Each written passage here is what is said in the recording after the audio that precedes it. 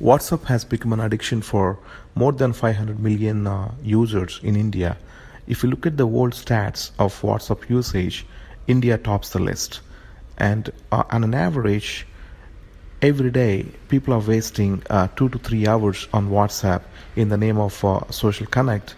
And last 2 years, the voice calls actually dropped significantly. It's almost a 40% drop.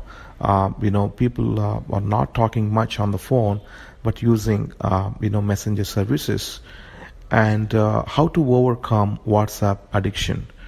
There are 5 points. You may like it or you may not like it. I shared this with a couple of people, and they said it's working. Here are those four.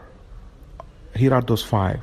Number one, turn off a push notification and have a schedule to check WhatsApp messages, probably during lunchtime or evening time, half hour, something like that.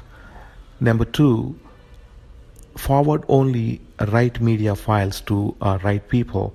Don't broadcast to everyone. What happens is that when you keep forwarding all kind of files, you're eventually wasting others' time, and they're also doing the same back to you.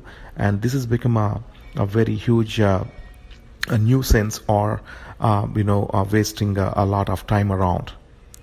Number three, leave wrong groups.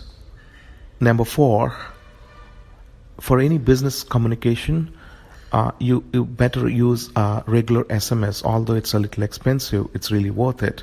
When you actually combine your business communication and personal communication on WhatsApp, it really distracts.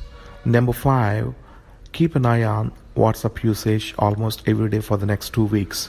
Just ask one simple question before you go to bed at night.